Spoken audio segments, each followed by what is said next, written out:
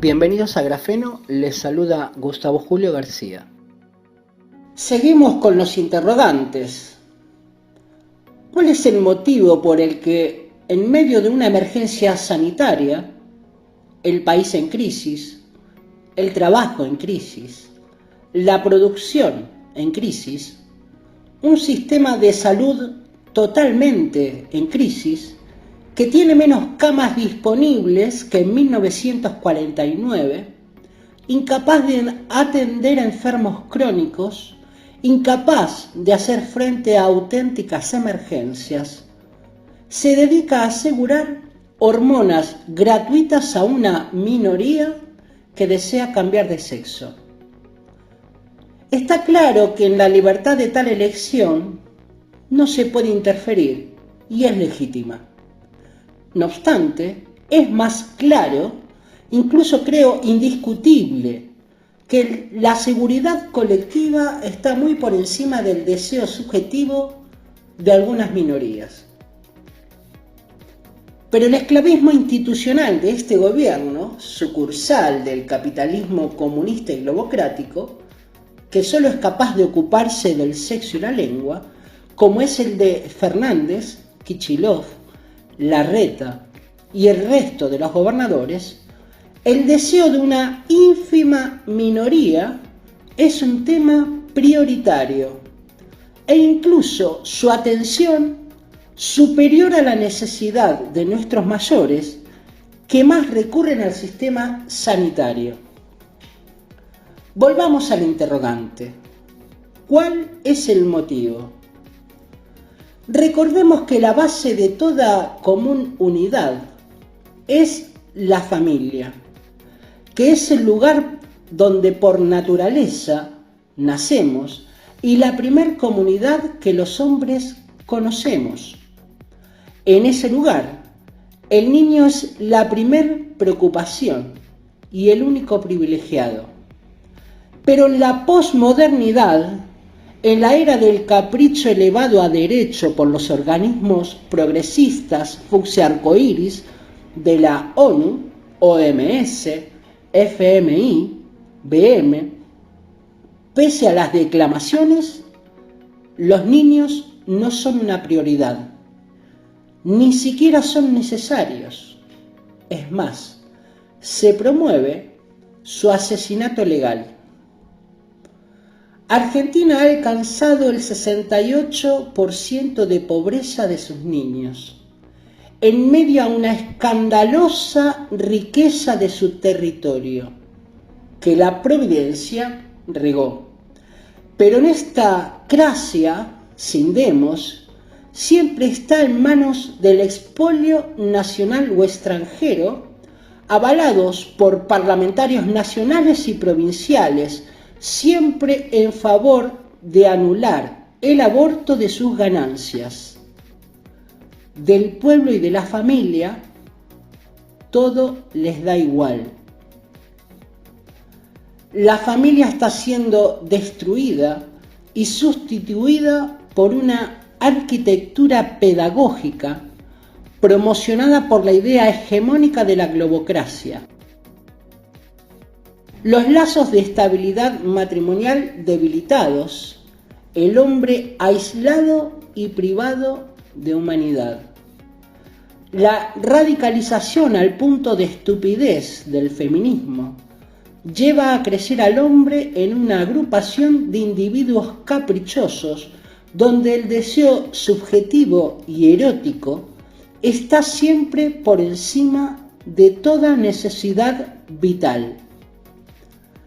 Es fácil acudir a la demagogia de echar la culpa siempre a la clase dirigente, nefasta e indolente por cierto. Pero un viejo mexicano nos deja este adagio bastante lumínico. En México, la culpa es de todos, menos de los mexicanos. Y esto me da pie a recordar algo dicho en nuestro país. Solo el pueblo salvará al pueblo.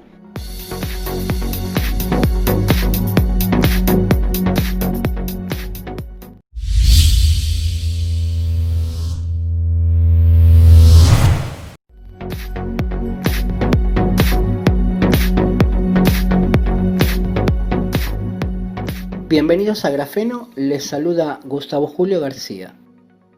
El concepto de soberanía política, aplicado al sistema representativo en el que vivimos, entre otras cosas, es la certeza de que el voto del pueblo en su libre elección sea capaz de traducirse en representantes, con la seguridad de que el resultado es totalmente transparente.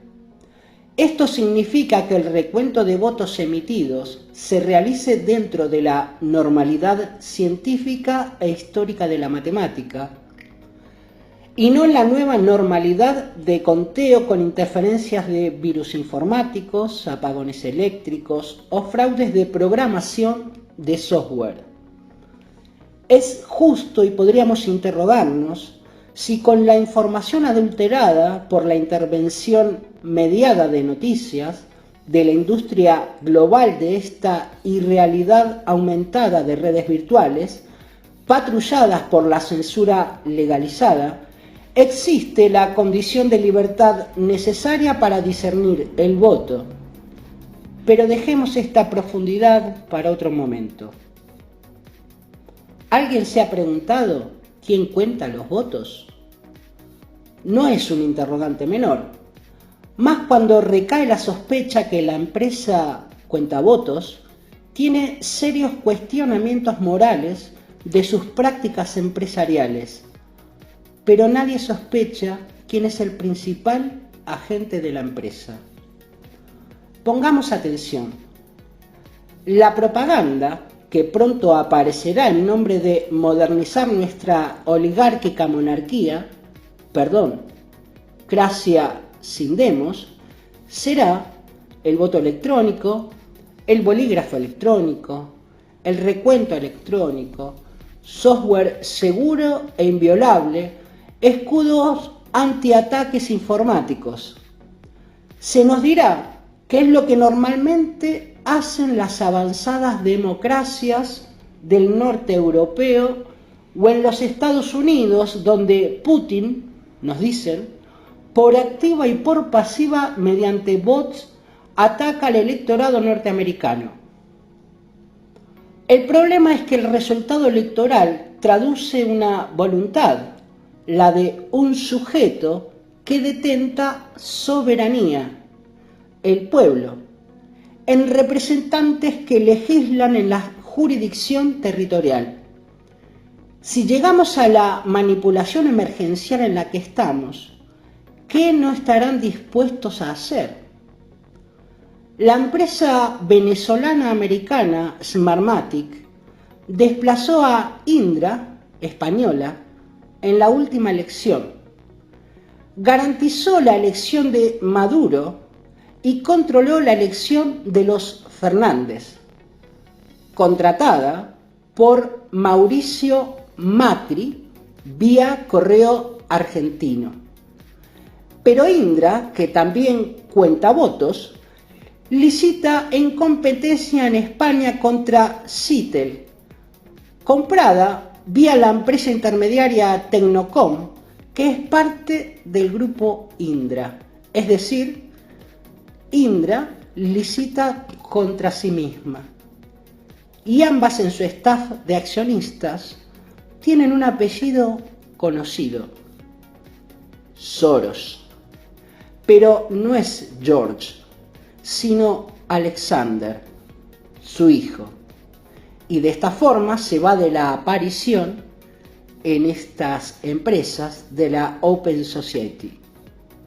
Smartmatic tiene su división de fact-checking, es decir, la división de patrulla virtual, mientras los financiadores de Indra tienen el 70% de los más medias en España, o lo que es lo mismo, deciden qué se publica y qué no.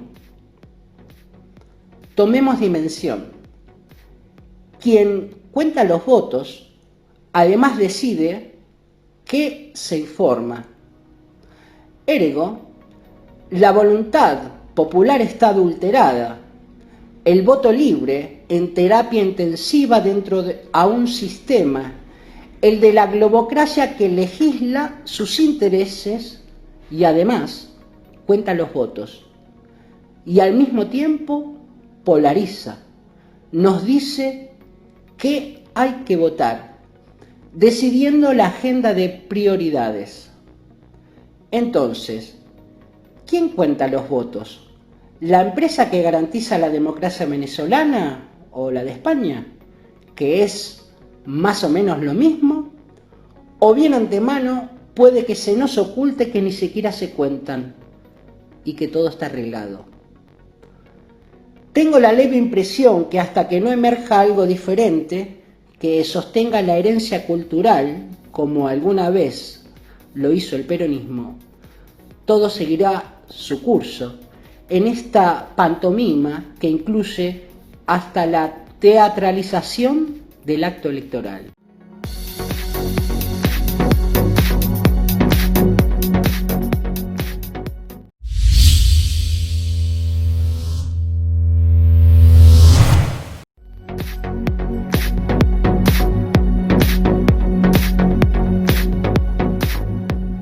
Bienvenidos a Grafeno, les saluda Gustavo Julio García. Es enfermedad mental. No existe otro adjetivo calificativo en nuestra hermosa lengua castellana frente a la ilimitada voluntad de control de los estados sobre la libertad, empleados de la globocracia. Ni en sus mejores sueños, Stalin habría llegado a este nivel de exposición pública de sus esclavistas ideas. Es absoluta y totalmente enfermedad mental.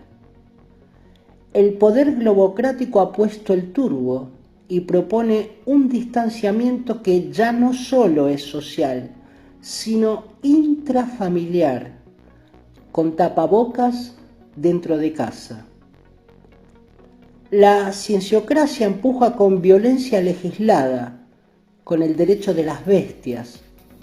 Impone su nueva subnormalidad, intolerante a cualquier posibilidad de vivir una vida normal. La ONU afirma que 1 de cada 10 habitantes puede estar contagiado, sin saber en realidad cuánta gente vive en China. Antonella Viola, viróloga italiana, premiada por Laboratorios Roche, Ginés García, ministro de Salud argentino, y Jesús Aguirre, consejero de Salud de Andalucía y senador del Partido Popular Español. ¿A qué fue esta gente a la universidad? ¿Y cómo mantenemos este sistema educativo con impuestos del pueblo? Basta escuchar sus declaraciones para comprender el grado de estupidez de las mismas. Desde julio en España existe la obligatoriedad al aire libre y en espacios cerrados del tapabocas. Y desde julio los contagios son exponenciales. Se dispararon más que cuando no existía tal obligatoriedad. En Italia, Zingaretti, presidente de la región Lazio, presidente del Partido Democrático y expresidente de la Unión Internacional de Juventudes Socialistas, afirmó ayer: quitaremos de la vida social a todos los positivos, incluidos los asintomáticos. Está claro que las medidas constituyen un elemento de control y de violación de los derechos fundamentales, como la libertad. Ahora voy a argumentar. Primero, ningún Estado ha presentado un estudio científico relevante y concluyente que acredite la relación riesgo-beneficio de sus disposiciones de necesidad y urgencia. Es decir, las medidas adoptadas no están respaldadas en razones sanitarias, sino que son exclusivamente decisiones políticas. 2. Según el principio de proporcionalidad, las medidas que se adopten o interfieran en la libertad de las personas deben mantener una relación de coherencia. Por tal motivo, no se incrementa un impuesto de 10 unidades monetarias a 1000, aunque el Estado precise dinero. De la misma forma, es una medida desproporcionada imponer a todos, y especialmente a los niños, el uso obligatorio de una mascarilla cuya eficacia no ha sido probada de forma concluyente. Y 3.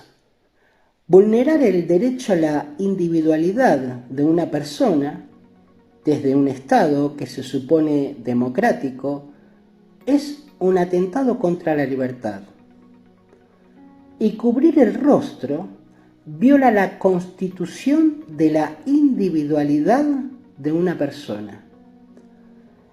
Esta violación pone en riesgo el normal funcionamiento de la vida de relaciones dentro de la comunidad. Al respecto, hay sentencias en el ámbito europeo que refieren a esta vulneración de tan esencial libertad. Por último, si la obligatoriedad del tapabocas es cuestionable, no probada, vinculada a determinado tipo de material, un uso adecuado y limitado, y de acuerdo a una función específica, contagiarse, no cumple per se ningún principio de necesidad ni de proporcionalidad en personas sanas o asintomáticas. En otras palabras, solo cubre el rostro.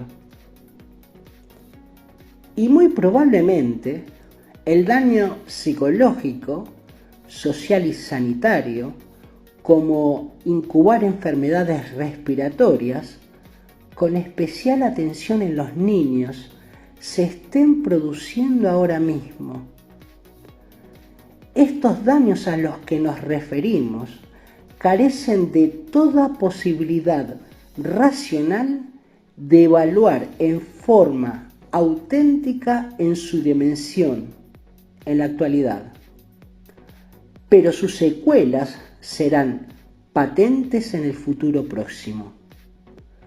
Y todo a causa de las medidas políticas innecesarias y desproporcionadas de estas sucursales de la globocracia, la cienciocracia y la tiranía posmoderna.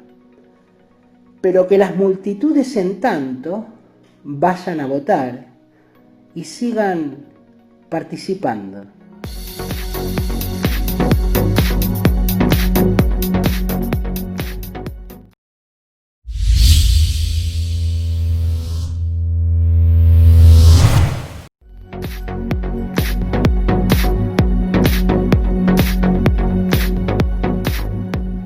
Bienvenidos a Grafeno, les saluda Gustavo Julio García. Dividamos por un momento en 3 o 4 categorías por edades la influencia del miedo y la falsa seguridad que nos confiere el Estado, el tapabocas. Aunque primero analicemos por un instante este anexo obligatorio en nuestros rostros. La solidaridad, voluntad indisoluble de nuestros pueblos hispanos, hizo de la miseria a la que los condena la globocracia virtud. Abuelas, madres, microempresas y parroquias, asociaciones libres del pueblo vinculadas a la tierra y el asfalto, han cosido tapabocas desde el primer momento. a causa de la improvisación permanente y ausencia absoluta de previsión de nuestra clase indigente que gobierna. Todo trapo, toda tela, todo ese impulso nacido del corazón de esta miseria hecha virtud, no puede más que merecer por el gesto nuestra infinita gratitud. Esta es la herencia de los valores hispanos que persiste y resiste en nuestros pueblos y que no es la misma ni se parece a la de las ONGs subsidiadas, patrocinadas y viralizadas por el Estado terrorista del miedo y los medios de irrealidad virtualizada. Debe quedar bien claro, las organizaciones libres del pueblo son entidades vinculadas y vinculantes de la comunidad. Las ONGs son lobbies de intereses de la globocracia, la cienciocracia y la tiranía posmoderna. En esta hipótesis por categoría de edades, los niños condenados por esta incivilización posmoderna acaban normalizando una situación totalmente anormal, convencidos por sus padres de tener un escudo ante un virus, que es totalmente ficticio. Los jóvenes entre 13 y 25 años, criminalizados por juntarse, darse besos, abrazarse o simplemente practicar el sexo, con la espada de Damocles ante un probable y seguro contagio a sus mayores, los abuelos. Las madres han sido aterrorizadas, tanto como los padres, y los abuelos, aislados de la única vida posible, que son los ratos con sus hijos y sus nietos. ¿Qué mejor definición de irreparable daño en las relaciones sociales que esta? ¿Quién devuelve el tiempo perdido, consumido en el naufragio de una isla de angustias? ¿Quién restablece la confianza de amar sin distancia y sin miedo, de los besos y abrazos no dados por temor? El Estado por activa y por pasiva junto a las empresas globales han participado de este robo del tiempo, cuya fugacidad y atesoramiento se fue, se consumió y ya no puede volver. Ya están inventando en esta clase indigente para que la ignorancia masificada acepte una justificación sobre aquellos que se han ido sin tomar la mano de uno solo de los que ama, sin un rezo, sin un consuelo, y para quienes aún viven, los voten en la próxima elección. Esto no es apelar a los sentimientos como hace la demagogia barata de la globocracia instituida, sino apelar a las necesidades humanas que hacen al ser, a su crecimiento y constitución, a alcanzar ese bien superior del que Aristóteles nos habla. Nos reunimos en comunidad para ser mejores, no para vivir en manadas miserables y animalizadas, que actúan por instinto y por interés, sino que por un bien superior y común. Virtud. Eso es la civilización.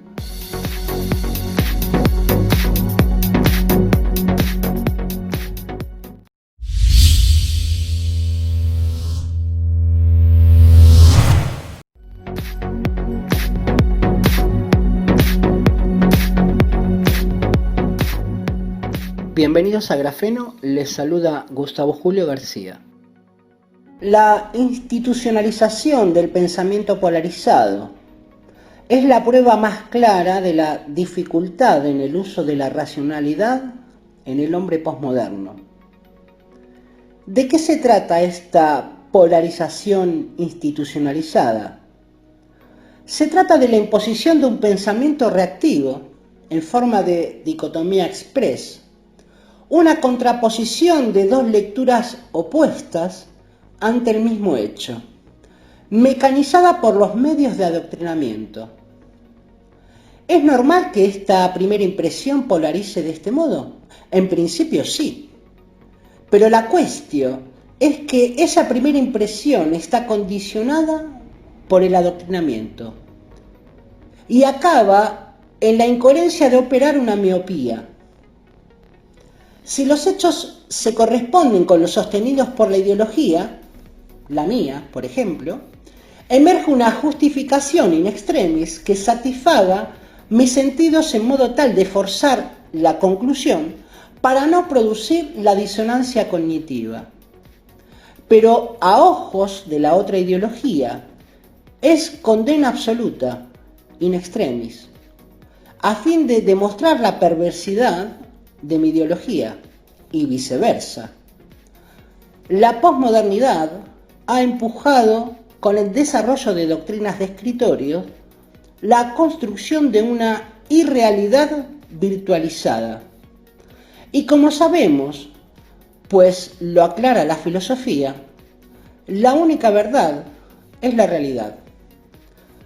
Esta posmodernidad está representada por el globocapitalismo comunista, que actúa con la astucia de la zorra o la violencia del león, diría Cicerón, y narra los hechos en la vivencia de la posverdad, en esta era del vacío.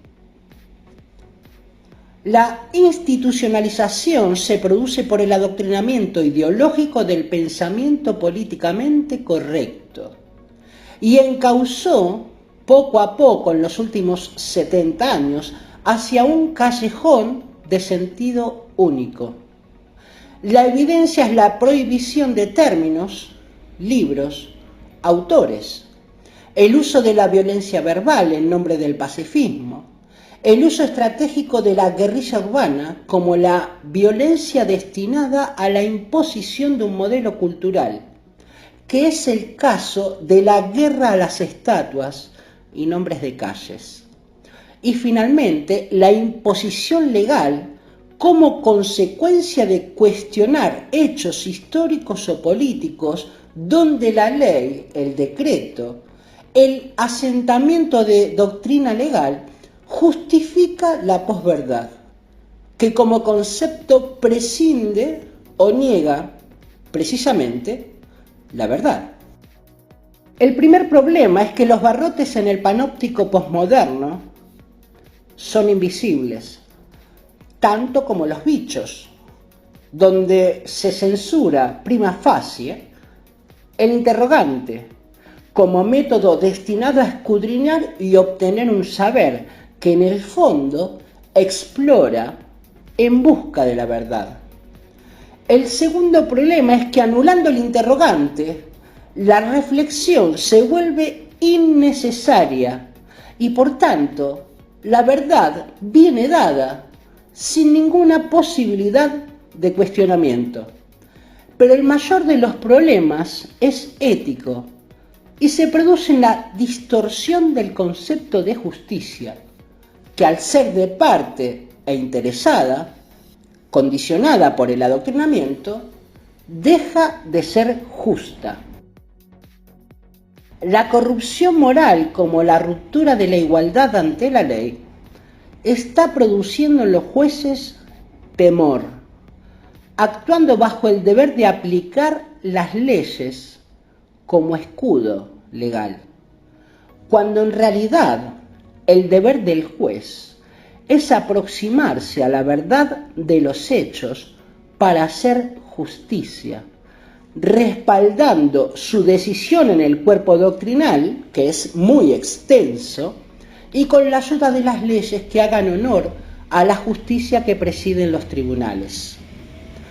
La posmodernidad está fragmentando la común unidad, destruyendo la identidad y todo valor heredado para reemplazarlo en un relativismo desenraizado, bajo el artilugio de un contrato que los ya ex ciudadanos deben firmar de forma obligatoria o con un acuerdo tácito, como parias de una factoría a quienes lo único que queda, si acaso, es el derecho de clientes, pues ya no hay norma magna que los rinda libres e iguales, sino un conjuro doctrinario legalizado, global y posmoderno que los vuelve esclavos.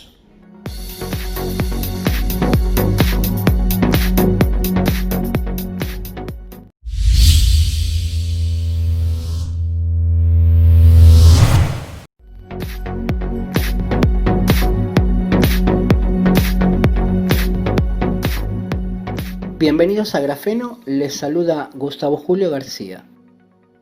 El globo capitalismo acosa a Rusia, provocando tensión en su frente occidental. Por el suroeste, Turquía entra en conflicto con Grecia y enciende el frente centro-sur entre Azerbaiyán y Armenia. Por otra parte, la Unión Europea plantea sanciones y objeciones a Bielorrusia, al este de Moscú. Se añade el supuesto intento de envenenamiento, según Berlín y la Unión Europea, de Alex Navalny, a quien la prensa ha puesto como un gran opositor, pero en realidad es un personaje insignificante en la política rusa, filonazi vinculado a las mafias locales. ¿Dónde está el ingenuo que piensa que si Putin se quería deshacer de él, estaría vivo? Pero no vengo a establecer un juicio de valor, sino a describir una situación que se está volviendo peligrosa. ¿Por qué Rusia afronta este intento de inestabilidad fronteriza? Entremos en crudo.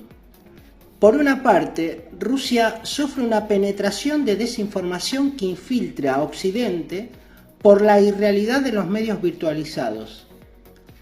Esto demuestra que Rusia no es China, cerrada al contacto exterior. Putin está siendo minado y se añade a sus conflictos internos la tensión fronteriza en un país extenso, conformado por pueblos y religiones muy diversas y distintas. Y al igual que la política norteamericana, la rusa, es de difícil acceso y comprensión al ciudadano europeo u occidental. Luego del golpe de Estado en Ucrania en 2014, donde la Unión Europea y los Estados Unidos han participado en forma indigna y dañina, Putin se vio obligado a ceder con la excepción de Crimea. Hoy el objetivo de la Unión Europea es la caída de Lukashenko, presionando desde Berlín y con fecha 30 de septiembre sancionar a Hungría y Polonia como a Bielorrusia. Estados disidentes que se niegan a aceptar la doctrina fucsia arcoíris y la política de migraciones, acusando a estos países de transformarse en dictaduras. La peculiaridad en Bielorrusia es la negación de Lukashenko a encerrar a sus ciudadanos a pesar del dinero propuesto por el Fondo Monetario Internacional y la promoción por parte de la Unión Europea de manifestaciones callejeras vía sus ONGs, sin que la cienciocracia exprese su diario discurso del miedo al bicho de moda, que encarcela a los ciudadanos de la ficción europea. En lo profundo y geopolítico, el drama de Rusia nace con la destrucción de la Unión de las Repúblicas Socialistas Soviéticas. La dictadura había congelado los conflictos internos. Mientras festejamos la caída de la más brutal de las dictaduras, en el oscuro hermetismo de su política salió a la luz un sinfín de soterradas disputas hasta 1991, que la democracia liberal globocapitalista no consideró, no considera y promociona. Es el caso de la guerra de Chechenia, como la violencia en el golpe de Estado en Ucrania.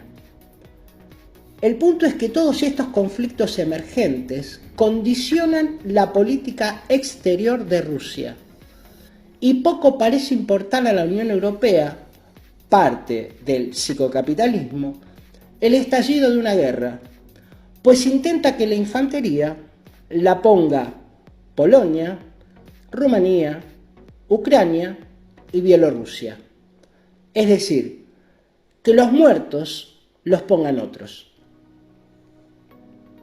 En Ucrania, a pesar de que Rusia ha tenido su principal objetivo, Crimea, el costo geopolítico ha sido demasiado elevado y la mayor parte del conflicto es el resultado de la propaganda alimentada por este pseudo-occidente que mantiene vivo el fantasma de la Unión de las Repúblicas Socialistas Soviéticas como política anti-Putin o rusa, y promueve las políticas de la Unión de las Repúblicas Socialistas Soviéticas dentro de la Unión.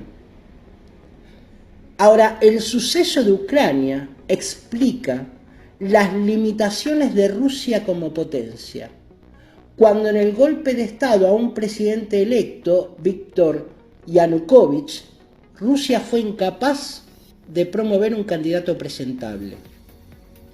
Pero la cuestión fundamental es el momento. Volviendo al interrogante, ¿por qué Rusia sufre esta inestabilidad fronteriza? Todo indica que es una provocación. Nadie desafía a un coloso sin que éste tenga una posición de fragilidad y abriendo dos frentes, al sur y al oeste, donde Rusia se ve obligada a entrar pero dividir sus fuerzas. Pero por otro lado, y poco considerado, es que Rusia es la única potencia capaz de confrontar una guerra contra los Estados Unidos o aliarse con él.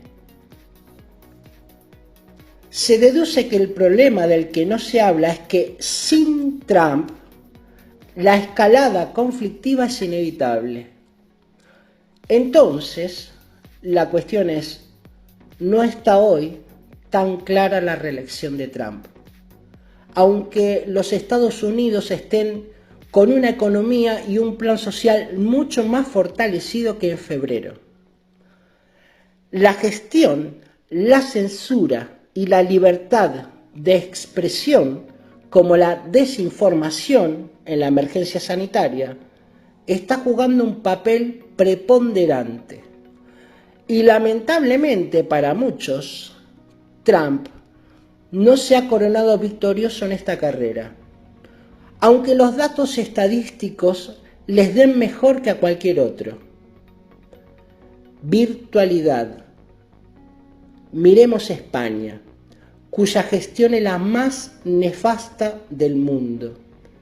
Pero el gobierno sigue ahí, como si nada hubiera pasado. Tengo la impresión que lo de Rusia es una advertencia de lo que se viene.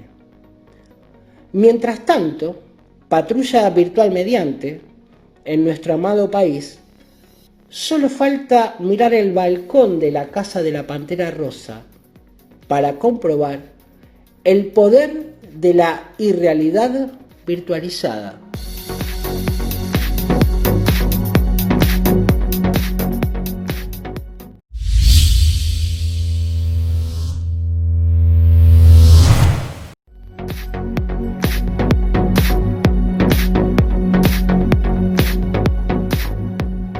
Bienvenidos a Grafeno, les saluda Gustavo Julio García. El globo capitalismo acosa a Rusia, provocando tensión en su frente occidental. Por el suroeste, Turquía entra en conflicto con Grecia y enciende el frente centro-sur entre Azerbaiyán y Armenia. Por otra parte, la Unión Europea plantea sanciones y objeciones a Bielorrusia, al este de Moscú.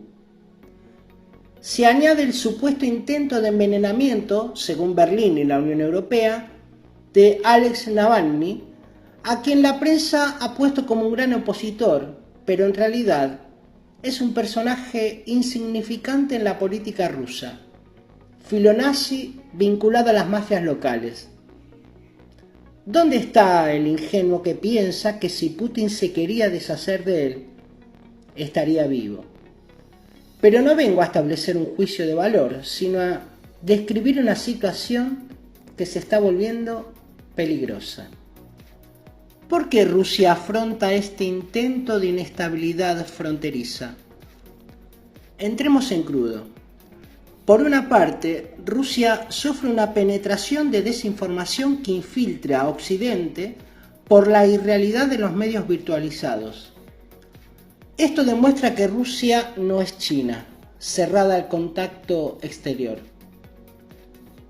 Putin está siendo minado y se añade a sus conflictos internos la tensión fronteriza en un país extenso, conformado por pueblos y religiones muy diversas y distintas. Y al igual que la política norteamericana, la rusa, es de difícil acceso y comprensión al ciudadano europeo u occidental. Luego del golpe de Estado en Ucrania en 2014, donde la Unión Europea y los Estados Unidos han participado en forma indigna y dañina, Putin se vio obligado a ceder con la excepción de Crimea. Hoy el objetivo de la Unión Europea es la caída de Lukashenko, presionando desde Berlín y con fecha 30 de septiembre sancionar a Hungría y Polonia como a Bielorrusia. Estados disidentes que se niegan a aceptar la doctrina fucsia arcoíris y la política de migraciones, acusando a estos países de transformarse en dictaduras. La peculiaridad en Bielorrusia es la negación de Lukashenko a encerrar a sus ciudadanos a pesar del dinero propuesto por el Fondo Monetario Internacional y la promoción por parte de la Unión Europea de manifestaciones callejeras vía sus ONGs sin que la cienciocracia exprese su diario discurso del miedo al bicho de moda, que encarcela a los ciudadanos de la ficción europea. En lo profundo y geopolítico, el drama de Rusia nace con la destrucción de la Unión de las Repúblicas Socialistas Soviéticas. La dictadura había congelado los conflictos internos. Mientras festejamos la caída de la más brutal de las dictaduras, en el oscuro hermetismo de su política salió a la luz un sinfín de soterradas disputas hasta 1991, que la democracia liberal globocapitalista no consideró, no considera y promociona. Es el caso de la guerra de Chechenia, como la violencia en el golpe de Estado en Ucrania. El punto es que todos estos conflictos emergentes condicionan la política exterior de Rusia y poco parece importar a la Unión Europea, parte del psicocapitalismo, el estallido de una guerra, pues intenta que la infantería la ponga Polonia, Rumanía, Ucrania y Bielorrusia. Es decir, que los muertos los pongan otros. En Ucrania, a pesar de que Rusia ha tenido su principal objetivo, Crimea, el costo geopolítico ha sido demasiado elevado. y la mayor parte del conflicto es el resultado de la propaganda alimentada por este pseudo occidente que mantiene vivo el fantasma de la Unión de las Repúblicas Socialistas Soviéticas como política anti-Putin o rusa, y promueve las políticas de la Unión de las Repúblicas Socialistas Soviéticas dentro de la Unión. Ahora, el suceso de Ucrania explica las limitaciones de Rusia como potencia, cuando en el golpe de Estado a un presidente electo, Víktor Yanukovych, Rusia fue incapaz de promover un candidato presentable. Pero la cuestión fundamental es el momento. Volviendo al interrogante, ¿por qué Rusia sufre esta inestabilidad fronteriza? Todo indica que es una provocación.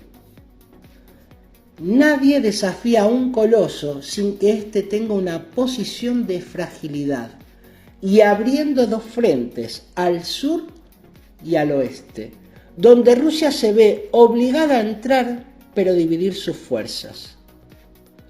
Pero por otro lado, y poco considerado, es que Rusia es la única potencia capaz de confrontar una guerra contra los Estados Unidos o aliarse con él. Se deduce que el problema del que no se habla es que sin Trump la escalada conflictiva es inevitable. Entonces, la cuestión es, no está hoy tan clara la reelección de Trump, aunque los Estados Unidos estén con una economía y un plan social mucho más fortalecido que en febrero. La gestión, la censura y la libertad de expresión, como la desinformación en la emergencia sanitaria, está jugando un papel preponderante. Y lamentablemente para muchos, Trump no se ha coronado victorioso en esta carrera, aunque los datos estadísticos les den mejor que a cualquier otro. Virtualidad. Miremos España, cuya gestión es la más nefasta del mundo. Pero el gobierno sigue ahí, como si nada hubiera pasado. Tengo la impresión que lo de Rusia es una advertencia de lo que se viene. Mientras tanto, patrulla virtual mediante, en nuestro amado país, solo falta mirar el balcón de la casa de la Pantera Rosa para comprobar el poder de la irrealidad virtualizada.